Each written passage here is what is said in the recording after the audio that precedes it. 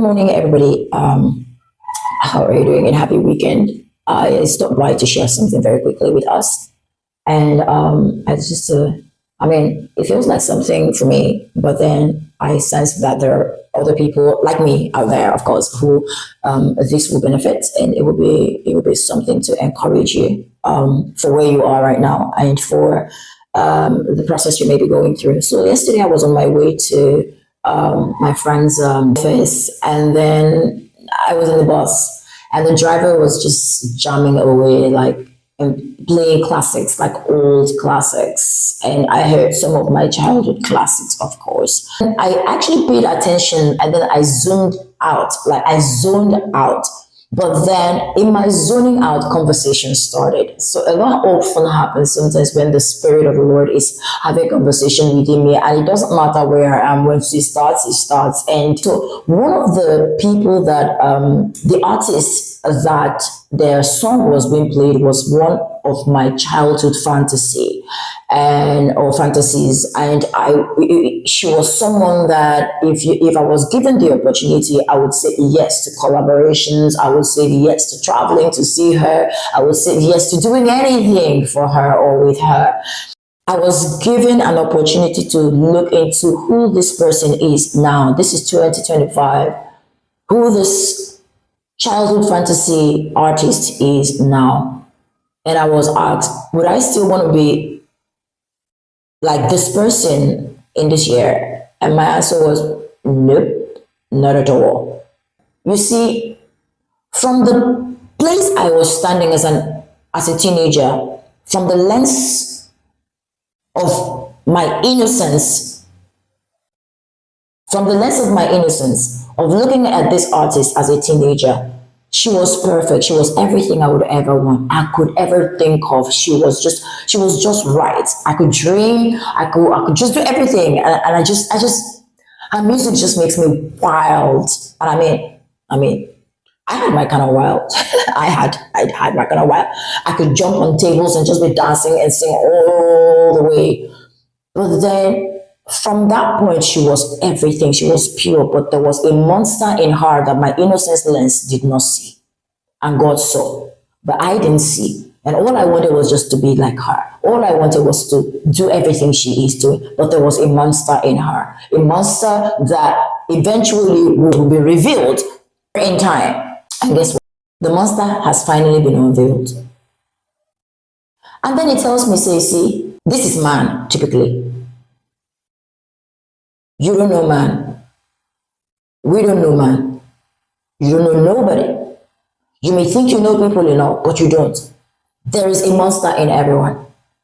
And anyone who has not brought themselves under the submission of the Holy Spirit or the submission of the dealings of the Holy Spirit in them, that monster will one day overwhelm them and they will become public monster. And then he brings it home to me. I say, you see, this is why when it comes to marriage, and this is why I am sharing this. Especially for those of us who have had relationships that never worked. And we are fighting and are angry at God. You have no clue what God saved you from. You have absolutely no idea what God saved you from. You see, again, I repeat, there is a monster in everyone. As long as you've been born into this earth, there's a seed of monster that is just get into you. And it's just a matter of time before that monster is unveiled. This is why it is important to allow God to gift you your spouse. It is important to allow God to gift you your spouse. Because from the lens of where we are, the woman, the man that you are seeing is all perfect and is all right and is all fit. It's just the right spec. But you see, in that woman and that perfect woman is also that monster. But your lens is quite innocent.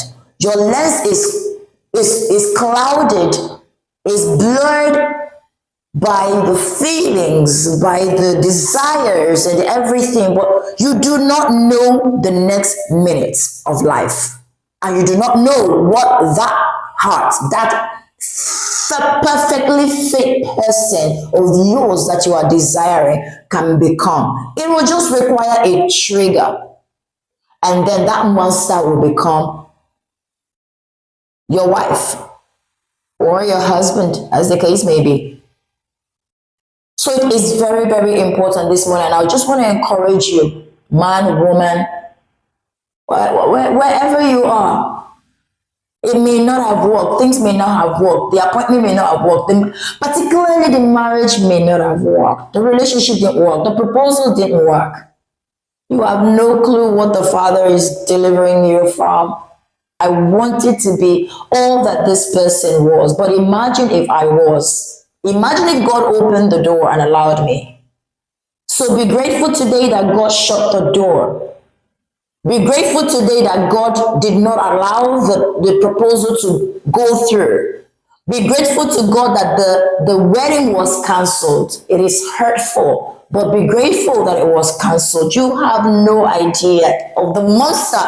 You see, because God sees what you desire from a man. God sees who he has made you to be. He knows the perfect spec for you. You don't.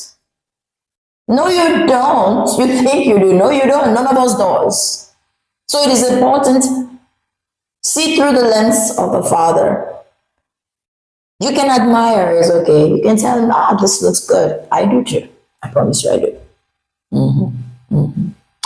And then I will shift my attention and I will go back into his lens and I'm looking through his lens because he knows me.